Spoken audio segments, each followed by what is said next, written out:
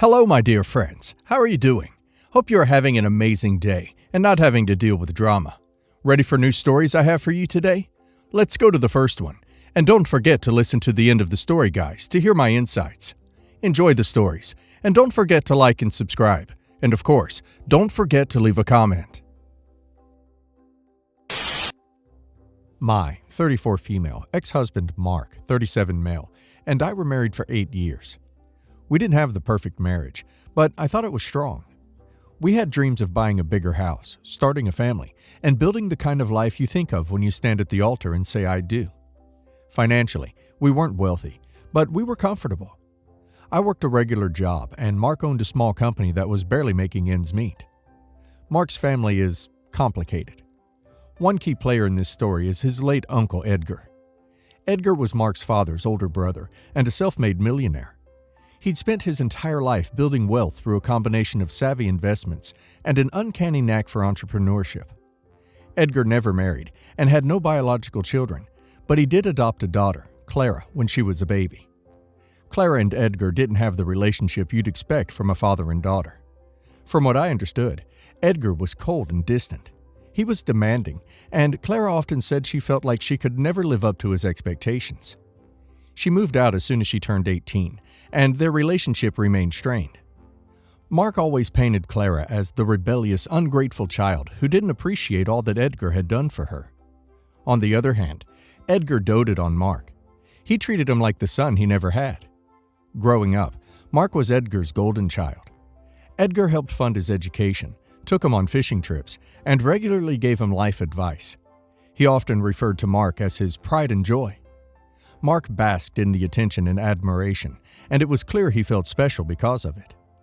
Also, Edgar's feelings for Mark's mother, my mother-in-law, played a big role in all of his devotion. Edgar had been in love with her for decades, even while she was married to Mark's father. It was the family's worst-kept secret. Nothing ever happened between them. My mother-in-law was devoted to her husband, but Edgar's feelings for her never wavered. Mark once joked that Edgar probably saw him as the closest thing to a child he could have had with her. When Edgar passed away earlier this year, it was a shock. Despite his wealth, he lived a modest life and seemed almost invincible. The family grieved, but the real drama began when his will was read. Edgar left the bulk of his estate, $5 million, to Mark. Clara, his adopted daughter and legal heir, was left with nothing. The rest of the family got nothing as well. Mark was ecstatic. He walked around like he'd won the jackpot, bragging about how Edgar knew who really cared about him. I felt uneasy about the whole thing. While Mark was celebrating, I couldn't stop thinking about Clara. She had been Edgar's daughter for over 2 decades, yet she was essentially disinherited. I asked Mark if he thought it was fair, and he dismissed me, saying Clara never appreciated him. She burned that bridge years ago. That unease turned into outright shock a few weeks later. Mark came home one night, sat me down, and told me he wanted a divorce. He didn't beat around the bush. He said he'd never truly loved me, and he had only stayed in the marriage because he couldn't afford to leave. Now that he was about to inherit $5 million, he saw no reason to pretend anymore. And as if that wasn't enough, he admitted he'd been having an affair with his secretary for over a year. He said he was in love with her and wanted to start a new life with her, traveling the world and enjoying his newfound wealth. I was blindsided and deeply hurt. To hear him casually dismiss our entire marriage as baggage was gut-wrenching. But I wasn't about to beg someone to stay who clearly didn't want to be here. I told him to leave. Mark packed his things the next day. He was smug about it, telling me I could keep the house, the furniture, and the car because he will get much better things now. He said, "Don't worry, I'll send you something nice once the money comes through." I filed for divorce immediately. Mark didn't fight me on anything. He was so confident in his upcoming windfall that he signed over the house, our savings, and everything else without a second thought. I came out of the divorce financially stable, but emotionally I was a wreck. Mark had walked away with zero remorse, convinced he was upgrading his life. That's when karma came into play. Apparently, Clara wasn't going to let the will go uncontested. She filed a lawsuit, claiming that the will was unfair and didn't reflect Edgar's true intentions. She argued that their strained relationship had influenced his decision and that, as his legal heir, she was entitled to the estate. Mark dismissed her as bitter and entitled, But Clara didn't back down. Mark was so confident he'd win that he didn't bother saving any money. He abandoned his business, started spending like the inheritance was already his, and treated his mistress to luxury vacations, jewelry, and expensive dinners. He even started looking at properties for their new life. But the court ruled in Clara's favor. The will was overturned, and the $5 million estate was awarded to her as Edgar's legal heir. Mark was left with nothing. Mark's life unraveled quickly. His mistress, who had been happily enjoying the perks of dating a millionaire, dumped him as soon as she realized the money wasn't coming. From what I heard, she moved on to someone wealthier within weeks. Mark was now broke, unemployed, and living off the kindness of friends and family. And then, to my disbelief, he came crawling back to me. A few weeks ago, Mark showed up at my door. He looked disheveled, like he hadn't slept in days. He apologized, saying he had made the biggest mistake of his life. He said he'd let greed and infatuation ruin the best thing he'd ever had. He begged me to take him back, saying he still loved me and wanted to make things right. He asked if he could move back in, just for a little while, until he got back on his feet. I was stunned. This was the same man who told me he never loved me. The same man who walked out without a second thought. I told him no. I reminded him of everything he'd said when he left and how he treated me like a backup plan. I said I wasn't interested in being his safety net now that his better life had fallen apart. He called me heartless and accused me of kicking him when he was down. His mother has since called me saying I should find it in my heart to forgive him. Some friends have even suggested I should let him move back in temporarily. But I can't do it. I worked hard to rebuild my life after he destroyed it. Letting him back in feels like undoing all that progress. So, Reddit. Am I the a-hole for refusing to take back my ex-husband after he lost everything? He didn't just leave OP. He humiliated her and walked out thinking he was upgrading. Now that karma has caught up with him, he's crawling back? He didn't come back because he loves OP. He came back because OP is his only option. OP is not heartless for protecting her peace and not letting him walk over her. He made his bed, and now he can lie in it. And now let's hear the community's opinion. This is a classic case of someone realizing too late that they screwed up. He discarded you when he thought he could do better. Now that his mistress is gone and the money is out of reach, you're suddenly the best thing he ever had? Please, let him face the consequences of his actions. You've worked hard to move on, and you don't owe him a second chance. Honestly, this feels like the universe giving him exactly what he deserves. You're not being cruel. You're enforcing boundaries. His family and friends can help him if they feel so strongly. You're not his savior, and you're not his plan B. The audacity of this man is unreal. He thought he could discard you, live his dream life, and then come back when everything fell apart? No way. You deserve better than to be someone's backup plan. Not the a-hole. Don't let anyone guilt you into compromising your peace. I, 17 male, have been saving for university and future spending since I was legally allowed to. I've taken positions as a lifeguard during summertime and as a part-time waiter the rest of the year, striking a balance between my work life and student obligations. University is not very expensive. I'm not from the US, but I want to pay it on my own, and I have saved for the first 2 years. I put the money in my bookshelf in an envelope. My father remarried with my stepmom 5 years ago, 53 male and 50 female. They always talk about traveling and spend free time looking at videos of other cities. They have always talked about going on a romantic trip to Paris. 2 weeks ago, they finally accomplished their objective and went to Paris. They spared no expense, flew on business class, stayed at a very nice hotel, and booked top-class restaurants. Overall, they had an amazing time. Yesterday, I went for some money for a set of headphones, when I noticed part of the money was gone. I quickly ran to my father and asked him if he knew about the money. He told me that they took it for the trip to Paris, since they could manage my money and belongings as I was a minor, and both have full custody of me. I stormed off and went for a walk. Bear in mind, they have stolen around 3,000 pounds. At night, they came to me and offered to return me the money, provided I pay for rent and food from then on. They claimed that since I wanted to be independent, this has to be at every aspect. I was beyond shocked they had the nerve of saying such things. I quickly packed a backpack and now I'm staying for a few days with my girlfriend. They are bombarding me with texts saying I am being very immature, and therefore that money was reasonably managed by them. My father's family are telling me that I'm being very unreasonable, that I should be understanding as they have raised me and invested a lot of money in me. However, most of my cousins side with me. Now I'm in no contact with all of them. Am I the a-hole? Not the a-hole. They stole 3,000 euros. There is no justification for that. I think it's disgusting they are claiming he's too immature to manage his own money, while he's a teenager that saved several thousand euros for college, while the mature adults blew it on a trip to Paris.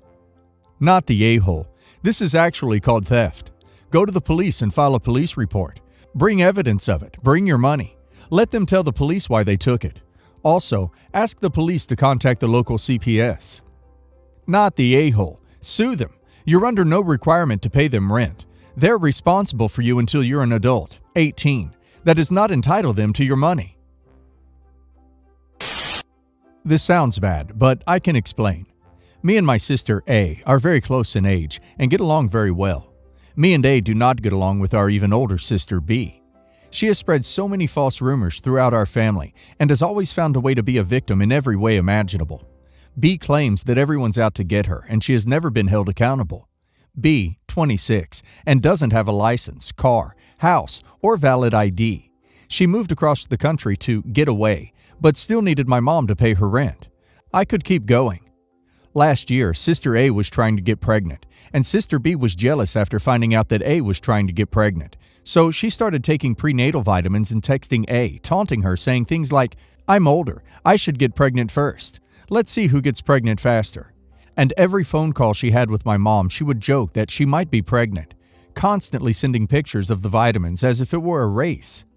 When B would visit, she would bring a bunch of dollar store pregnancy tests and leave them all over the house so everyone could see. B never ended up pregnant, and A had a baby boy. Fast forward to 2 months ago. B FaceTimes A in the middle of dinner and is just holding up a positive pregnancy test with a smirk on her face. A hangs up because they never got along to begin with and doesn't know what B wanted her to say. B later calls my mom saying that she's pregnant and doesn't know what to do and that she doesn't know who the dad is. She started meeting men off Tinder to get pregnant. My mom is worried and doesn't know what to think and starts talking about maybe B should move back into the house. Less than 24 hours pass and I ask my mom if B is going to the doctor, and my mom is going to say she lost the baby, almost crying. B claims that she took another pregnancy test and it was negative. Therefore, she had a miscarriage. Now, she buys pregnancy tests from the dollar store and is overweight, has irregular periods. In my mind, this is obviously a false positive and common sense. I can't even be sure that the first test was truly hers because she would lie about it. When my mom told me she lost her baby, I couldn't keep a straight face. She just really blew me with how far she would go for attention. My mom went off on me and told me to go away. In those 24 hours between tests, she reached out to 2 of our cousins, who were also pregnant at the time, and announced her pregnancy to them. B never spoke to them and has also talked crap about them, but ran to them to tell them about her pregnancy. Now B is sharing posts all over Facebook about having a miscarriage and is joining miscarriage groups. From my understanding, pregnancy isn't confirmed until an ultrasound. Am I the a-hole for not caring? Is this truly a miscarriage? As a woman, I would say yes, but knowing B personally, I just can't accept that it was ever real. Not the a-hole. I think B has some sort of problem. She sounds entitled and only wanted to get pregnant in order to take the attention A was getting. Also, using Tinder to get pregnant is a horrible idea. Not the a-hole. I don't know for sure, but I think even if you have a miscarriage, you still have hormones, so it should stay positive for a couple of days. Pregnancy isn't confirmed until an ultrasound. This is totally untrue. Some women don't even get a scan until 12 weeks, and you can confirm pregnancy from 4 to 5 weeks. And regardless, it does not negate someone's emotions around losing a baby. Someone being an awful person does not mean that they cannot be upset about a miscarriage. I've had an early miscarriage. It is absolutely possible for a test to read positive, then negative a few days later. Usually it would be a fainter line though, but I guess it depends on the test. I don't think that you would be an a-hole for being over your sister's behavior, but your complete dismissal is also based on assumptions. After considering, I'm going to go with everyone sucks here. Backstory. So I, 28 female, have a rather large family, i.e., cousins, aunts, uncles, etc. We are all very close and are usually each other's main support systems. The parent generation started what we call a family fund in the 80s, where everyone pitched in however much money they can a month, and it was saved in case anyone had an emergency or was down on their luck, i.e., lost job. It was there. Well, I am now in charge of the family fund. I track who puts in what, how much is in it, and calls a vote when a questionable request is made. My cousin Kay, 20 female, who is the baby cousin, and her boyfriend B, 20 male, have been dating for about a year and a half. Recently, B's car kind of blew up on them, so they have no car. Kay doesn't have a car or even a license. Kay sent me an email asking for a somewhat large amount of money, $2,000, to put a down payment on a car. Now, the fund has enough money, but they both work full-time, live rent-free, and don't have any medical, utility, phone bills. All of that makes me question why they don't have money, but that is none of my business. I called a Zoom meeting as I felt the family needs to weigh in on the decision. We voted, and of course the majority of the parents voted to give them the money. She is the baby, so they kind of gave her whatever she wanted her whole life.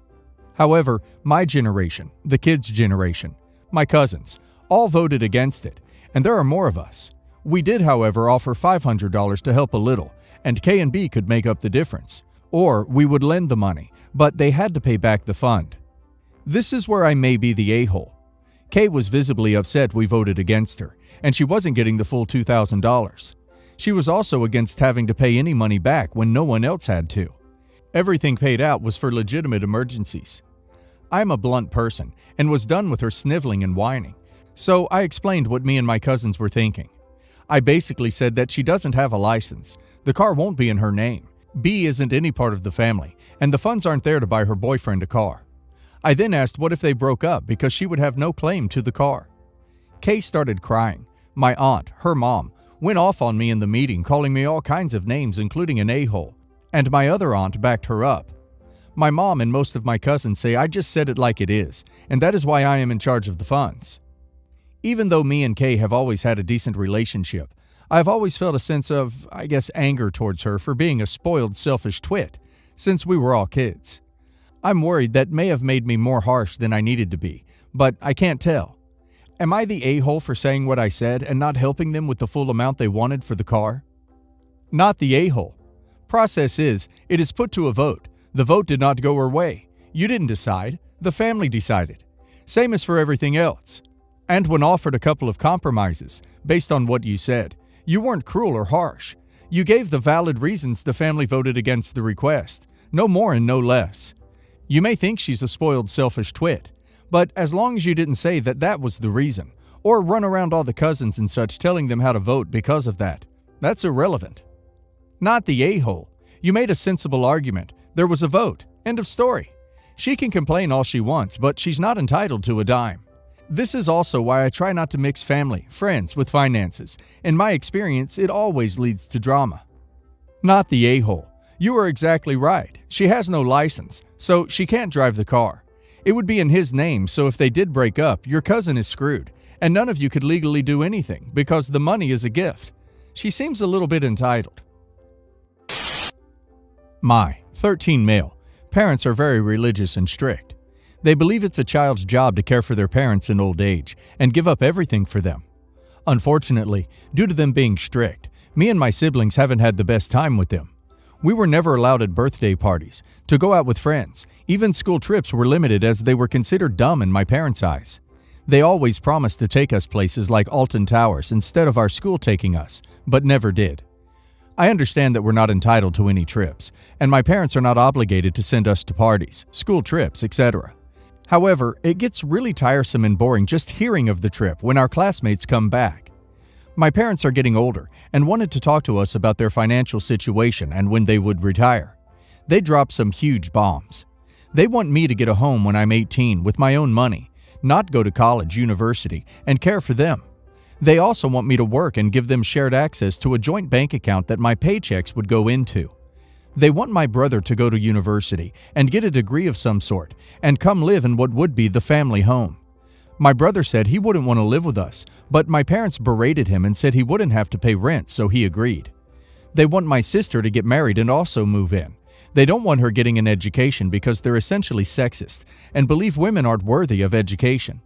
I was shocked and denied everything, and they told me it was my duty as their son. I went to my room, but now I'm conflicted. My parents have essentially sacrificed their whole lives to give us a life in England. They're from Afghanistan. I feel guilty now, and I'm conflicted. Would I be the a-hole if I didn't support my family in the future? Not the a-hole. It is clearly in your interest to separate yourselves from this toxic situation as soon as you can. Your parents see you and your siblings as property to be exploited. Get out. And do not be swayed by the likely replies you'll get saying you owe your parents something. You don't. You are not an investment portfolio for their future. Parents aren't owed anything from their children that they choose to have. I had children because I wanted children, and all the responsibility that goes with that. They don't owe me anything in return for my choice to have them. I love them and want them to grow up to do what makes them happy in life. You may come to a point where you have to just strike out at 18 and do what you want and deal with whatever the fallout is. Your parents' demands are completely unreasonable. Not the a-hole. My cousin had been on a bit of a wild child streak and ended up in prison. She got out and had her daughter, which made everyone think she was going to get it together. Well, she didn't, and my aunt had to take over all the parenting duties to keep CPS from taking her away. My aunt is now in her 50s and not healthy enough to care for my niece, who has started acting out in the same way as her mother. My cousin flirts in and out of my niece's life and taking her back occasionally, only to bring her back to my aunt when she can't handle her anymore. She has been in juvie already, and it seems she is going the same way as my cousin. My aunt is running out of options as my niece runs around town and she isn't healthy enough to drive around searching for her in the middle of the night. My aunt is trying to get the rest of the family to take care of her, but everyone refuses. My aunt is now pressuring me to adopt my cousin, who is 14.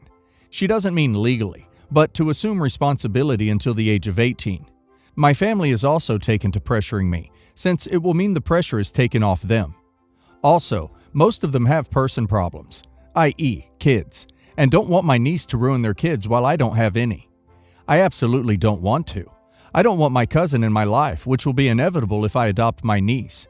And my niece is basically my cousin on steroids. I have no idea how my cousin and niece ended up so ducked up. And I don't want to wait to see my own life be ruined if I have to take care of my niece. Hell, I resisted not getting a dog during the virus because I couldn't commit to one long term, so there's no way I can commit to a child. I get emails and texts and my aunt banging on my door semi-frequently, once a week, dragging my niece in tow trying to get me to let her in. I have literally been in tears begging them to leave me alone, but we all live 2 to 3 hours away from each other. Only my mom is telling me not to do it. My boyfriend noticed the craziness from my family and the midnight phone calls from my aunt trying to get me to come pick her up and asked what we should do. I told him I just didn't want to be involved, and he suggested we move. We've been thinking of moving for a while now, actually. His family is in Oregon, and I've been thinking of moving for a few years. His family has a house that they are trying to rent out, and we could try there for a few weeks. We do that, and we're now in Oregon. I know my family aren't going to chase me here, and it's quiet. We went back to Arkansas for a few days to pack up what's left and visit some old friends. Somehow, someone let it slip I was coming, because my aunt is at my door screaming at me for leaving without a word. My boyfriend calls his friend to come help us take the rest of our stuff, and we leave. I see my aunt drop to her knees crying. Now I feel horrible since she's such a proud woman. I've never seen her like this. I know what's best for me, not adopting my niece. But am I the a-hole here? Not the a-hole. Sorry you had to get run out of your own home to avoid all this crazy. But on the upside, Oregon is a nice place. Underrated wine country too. Also, do try to find out who the rat is that told your aunt and cut them out like cancer. Not the a-hole. Your cousin's child is not your child and not your responsibility. I feel sorry for this girl as her mother has clearly done a number on her. She may also be acting out because she feels like no one wants her. As tragic as that is, again, this is not a burden that you should have to assume. Not the a-hole. Do not give anyone your new address. Get a P.O. box a few 100 miles away, preferably in another state, and have your mail forwarded to there for at least a year. Don't post your location. Don't post a store or a restaurant close to you on social media, and disable the ability for anyone to tag you. Be clear with anyone that you trust enough with your location that they are not to share that info.